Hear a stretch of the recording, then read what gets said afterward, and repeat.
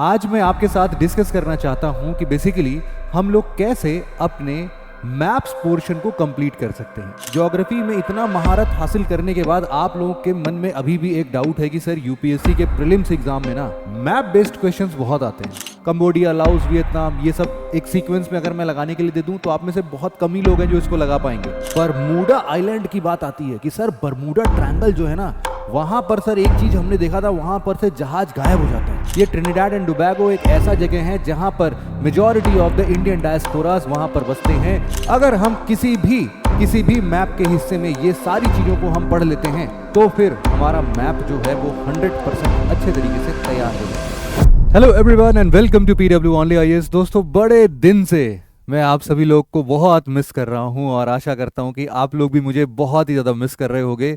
बड़ा अरसा बीत गया जब हम लोग ज्योग्राफी डिस्कस कर रहे थे। ज़्यादा दिन नहीं बीता यार, 12-13 दिन ही बीते हैं अभी फिलहाल के लिए, लेकिन हमने बड़े ही सक्सेसफुली, अगर आप लोगों ने साथ दिया है तो आप देखोगे कि हम लोगों ने अपने 11th क्लास की ज्योग्राफी को, जिसको हम लोग फंडामेंटल्स ऑफ फिजिकल ज्योग्राफी बोलते हैं, उस एनसीईआरटी को भी कंप्लीटली वाइंड अप किया था। और साथ में हम लोगों ने क्लास 11th की इंडियन ज्योग्राफी को भी कंप्लीटली वाइंड अप किया था। इसके साथ ही साथ कुछ लोग अगर ह्यूमन ज्योग्राफी को भी पढ़ना चाहते हैं तो वो भी हमने ऑलरेडी कंप्लीट कर रखा है। इसके 1-2 चैप्टर्स जो बाकी हैं वो भी बहुत ही जल्द मैं उसको कंप्लीट करूंगा। याद रहे यहाँ पर 7 वीडियोस ही हैं, एक वीडियो अभी फिलहाल इस प्लेलिस्ट में नहीं एडेड है, चैप्टर 1, उसको आप लोग सर्च कर लेना गूगल पे, वो भी मिल जाता है। तो इतने सब चीजों के बाद, ज्योग्राफी में इतना महारत हासिल करने के बाद आप लोगों के मन में अभी भी एक डाउट है कि सर यूपीएससी के प्रीलिम्स एग्जाम में ना मैप बेस्ड क्वेश्चंस बहुत आते हैं। और आप सबको पता है कि मैप्स में तो हमें महारत हासिल करने की आदत है, उसके बिना तो ज्योग्राफी अधूरी रहेगी कि नहीं रहेगी। तो इसीलिए आज मैं आपके साथ डिस्कस करना चाहता हूं कि बेसिकली हम लोग कैसे अपने मैप्स पोर्शन को कंप्लीट कर सकते हैं। मैप्स पोर्शन को कंप्लीट करने का बड़ा ही सस्ता तरीका है। सबसे पहले, कई बार आप लोग एटलस खरीद के नहीं आते हो और मनगढ़ंत यूट्यूब पर और इधर उधर से हर जगह से देखना शुरू कर देते हो। ऐसा मत करना। सेकेंड हैंड ही सही, थर्ड हैंड ही सही, किसी के छीन के ही सही, लेकिन एटलस जरूर लेके आना अपने साथ और अपनी प्रिपरेशन में एटलस को एक अच्छा साथी बनाओ। एटलस ऐसा नहीं है कि आप जब तक, ये भी मैप का सेशन हमारा आगे चलने वाला है, सून टू बी अनाउंस्ड है ना, तो ऐसा नहीं है कि जब तक हम पढ़ रहे हैं बस वही है, ऐसा कुछ नहीं है भाई। जब भी आप कोई भी न्यूज़ देखते हो, आप पैलेस्टीन वॉर के बारे में पढ़ रहे हो हिस्ट्री में, या फिर आप कभी इटली के यूनिफिकेशन के बारे में पढ़ते हो, कभी जर्मनी के यूनिफिकेशन के बारे में पढ़ते हो, कभी आप ब्रिटिश आइलैंड्स के बारे में पढ़ते हो, कभी कोई जगह पर अर्थक्वेक आता है, कोई डिजास्टर आता है, वायनाड के बारे में पढ़ते हो, इन सब जगहों का आपको लोकेशन बड़े सही तरीके से पता होना जरूरी है।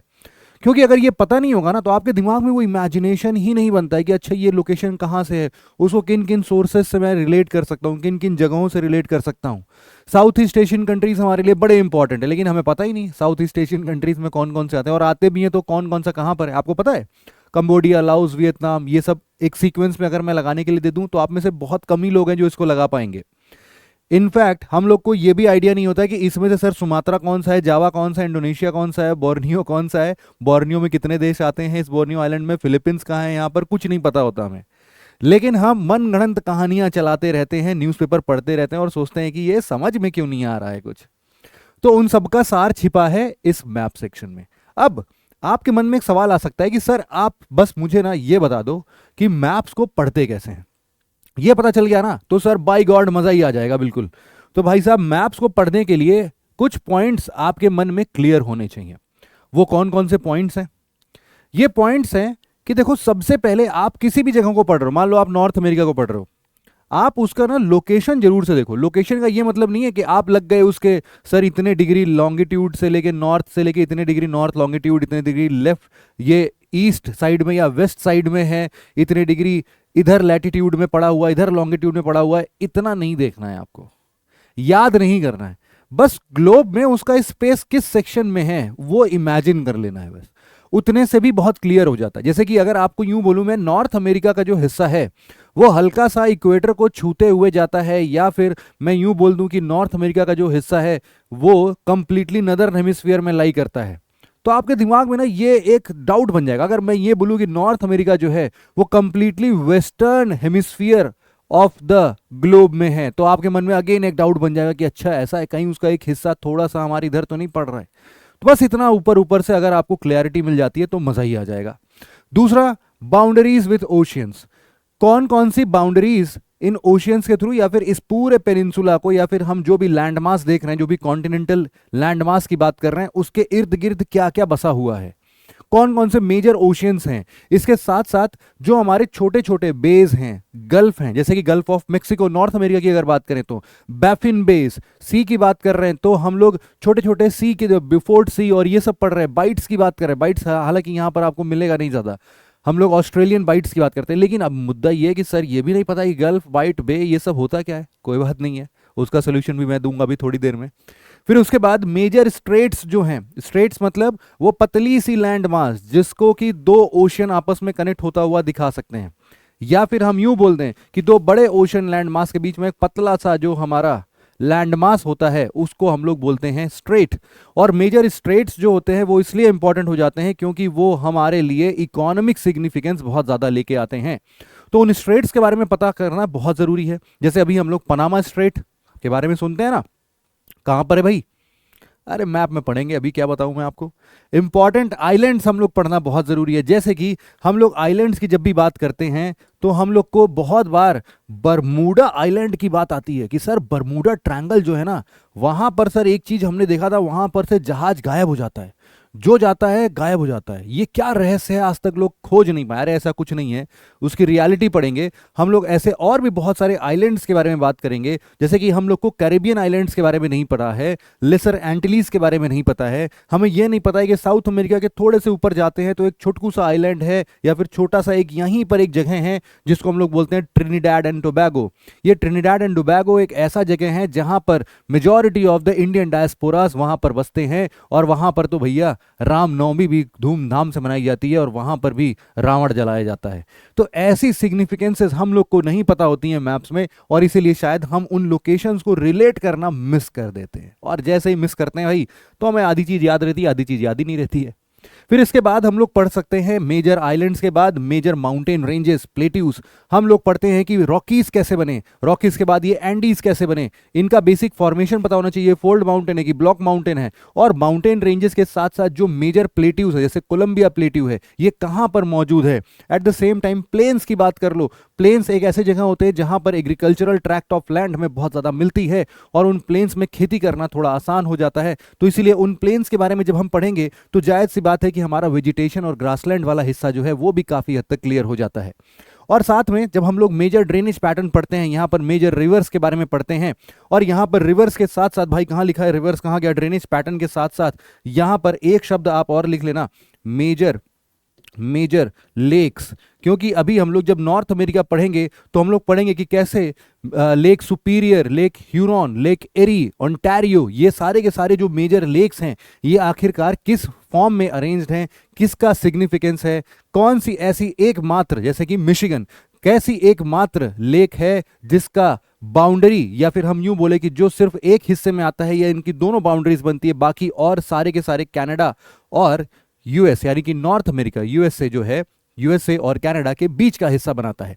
तो उसको हम लोग डिटेल में पढ़ने की कोशिश करेंगे। फिर मेजर सिटीज के बारे में पढ़ना जरूरी है। हमें पता होना चाहिए कि टेक्सास जो शहर है वो कहां पर है, हमें पता होना चाहिए सैन एंड्रियास जो जगह है वो कहां पर है, हमें पता होना चाहिए जो मेजर सिटीज हैं यहां पर उन सब में ये कौन कौन से मेजर इकोनॉमिक सिग्निफिकेंस लेके आते हैं, कहां पर, जहां पर हम ये देख सकते हैं कि सर यहां का इलेक्ट्रॉनिक सिटी या फिर इलेक्ट्रॉनिक जो लेवल है, इलेक्ट्रॉनिक इंडस्ट्रीज हैं वो बहुत ही जबरदस्त तरीके से काम कर रही हैं। कुछ ऐसी इंडस्ट्रीज हैं जो कि पावर प्रोडक्शन के लिए बहुत ज्यादा अच्छे तरीके से काम कर रही हैं। कहीं पर कोई आईटी हब बना हुआ है तो उन सब को हम अपने यहाँ के आईटी हब से रिलेट कर सकेंगे तो हम लोग समझ पाएंगे। हम लोग देखते हैं कि टेक्सटाइल इंडस्ट्रीज कहां पर है, मैनचेस्टर कहां पर है। हम लोग क्यों बोलते हैं कि आज के टाइम पर हमारा जो सूरत अहमदाबाद वाला रीजन है वो मैनचेस्टर ऑफ इंडिया कहला रहा है। अरे भाई रिलेशन होगा ना कुछ, वही रिलेशन तो समझना है, वही समझ गया तो पूरा मैप क्लियर नहीं हो जाएगा हमारा। इसी तरीके से हम लोग को यह समझना है कि मेजर एरियाज कौन कौन से हैं जहां पर हम लोग के इंपॉर्टेंट मिनरल रिसोर्सेस या दूसरे नेचुरल रिसोर्सेस मिलते हैं, उनके पीछे रीजन क्या है। अगर हम किसी भी मैप के हिस्से में ये सारी चीजों को हम पढ़ लेते हैं तो फिर हमारा मैप जो है वो 100% अच्छे तरीके से तैयार हो जाता है। और कुछ जगहों पर हम लोग को भाई साहब कौन बनेगा करोड़पति वाला क्वेश्चन भी देखना होता है। ये जो रोचक तथ्य हैं, ये रोचक तथ्य भी भाई साहब हम लोग को पढ़ना होता है। क्यों पढ़ना होता है रोचक तथ्य? रोचक तथ्य इसलिए पढ़ना होता है क्योंकि यूपीएससी कई बार बॉर्डरिंग कंट्रीज पूछ लेता है कि ब्लैक सी के चारों तरफ कौन कौन से हैं, इनके निमोनिक्स क्या हैं। तो हम लोग पढ़ेंगे urban GTR, urban GT road के नाम से अगर हम ब्लैक सी के इर्द गिर्द की कंट्रीज याद करें तो बड़े अच्छे से याद हो जाएगा। कैस्पियन सी के चारों तरफ कौन सी कंट्रीज है, यूक्रेन का बॉर्डर कैस्पियन सी से लगता है कि नहीं, ऐसी कई सारी चीजें। मेडिटेरेनियन सी आजकल हमेशा से हॉट टॉपिक बना हुआ है। इजराइल किसके किसके बॉर्डर्स को शेयर करता है, वहां पर जो गाजा स्ट्रिप है वो कहां पर है, फिलिस्तीन किस हिस्से को बोलते हैं, ये सब चीजों को हमें समझना बड़ा जरूरी है मैप में, और इसीलिए मैप बहुत इंपॉर्टेंट है। तो आप सभी लोगों के लिए बस यही छोटी सी अनाउंसमेंट करनी थी कि हम लोग बहुत ही जल्द आपके साथ ऐसे ही मैप्स के अलग अलग सेशंस को लेके आएंगे। और हर मंडे और थर्सडे, कब बोल दिया भाई मैंने बोला आपको कि हर मंडे और थर्सडे आपको मिलेगा ये शानदार सेशन जहां पर हम लोग अलग अलग पार्ट्स ऑफ मैप्स को धीरे धीरे यूनाइट करेंगे और समझेंगे। आपसे क्या रिक्वेस्ट होगी मेरी, आपके पास दो चीजें होनी चाहिए। सबसे पहली चीज कि एक एटलस होना चाहिए। अब आपके मन में डाउट आता है कि सर ये ऑक्सफोर्ड का एटलस लें या फिर दूसरा एटलस मार्केट में आ रहा है वो लें। एटलस तो बहुत सारे आते हैं यार, लेकिन मैप तो कोई बदल के देता नहीं है। मेरी मानो, अगर डाउट है तो चुपचाप से ऑक्सफोर्ड का एटलस लेके चले आना, है ना। स्कूल वाला एटलस जो आता है वही ऑक्सफोर्ड का स्कूल वाला एटलस ले लोगे तो भी बढ़िया काम बन जाएगा आपका, कोई दिक्कत की बात नहीं आएगी। और यहां पर जब हम लोग इन सभी चीजों को पढ़ेंगे तो आप लोग उसके साथ साथ वहां पर मार्क करते चलना, और कोई भी पतली पेंसिल लेके आ जाना या पतला पेन लेके आ जाना, जिससे कि काफी सारी चीजें छोटी छोटी वहीं पर मेंशन हो सके। तो पूरे एटलस को हम लोग रंग डालेंगे ताकि हम लोग जब भी एटलस को पढ़ें तो पहले तो कॉन्फिडेंस आए कि भाई साहब जबरदस्त पढ़ाई हो रही है, यूपीएससी में इस बार टॉप ही कर देंगे लगता है। और उसके साथ ही साथ हम लोग को यह भी समझ में आना चाहिए कि जो हमारा मैप है वो पूरे तरीके से कंप्लीट हो चुका है और रिवीजन फ्रेंडली नोट्स के साथ तैयार हो चुका है।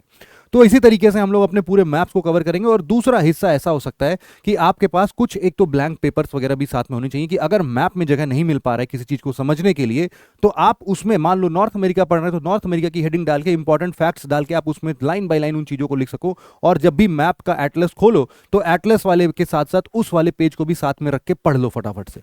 तो इतना ही करना होगा हमें, और इसके साथ साथ हम लोग बड़े अच्छे तरीके से शानदार तरीके से मैप्स को भी वाइंड अप करेंगे जैसे हम लोगों ने बाकी ज्योग्राफी के पोर्शंस को वाइंड अप किया है। तो आई होप आप लोग को काफी इंटरेस्ट मन में आ रहा होगा, है ना। और अगर ऐसा इंटरेस्ट आ रहा है भाई साहब तो नीचे जरा कमेंट सेक्शन में लिख दो कि सर बस अब आ ही जाओ, बस सर आ जाओ सर, बहुत दिक्कत हो गई है मैप में, तो अब आप इसको एकदम, फिर हम लोग भी बोलेंगे सर अब इसके बाद मैप को भी फाड़ फूड़ के फेंक देंगे, सब हमारे दिमाग में यहीं पर सर सब याद हो जा रहा है, हमें एटलस देखने की जरूरत ही नहीं है। तो ऐसा सिचुएशन अगर चाहते हो तो मंडे को अब हम लोग मिलते हैं और मंडे से हम लोग फिर से स्टार्ट करते हैं ज्योग्राफी की एक नई जर्नी जहां पर हम लोग मैप सेक्शन को बड़े डिटेल में कवर करेंगे। तो बस इस वीडियो के माध्यम से मुझे आपको यही इंफॉर्मेशन देनी थी। आशा करता हूं कि आप भी मेरी तरह बहुत ही बेसब्री से इस सेशन का इंतजार कर रहे होंगे। तो मिलते हैं आप सभी से मंडे और थर्सडे को इस सेशन के साथ। Thank you so much for listening it very patiently friends. Have a nice day. Thank you.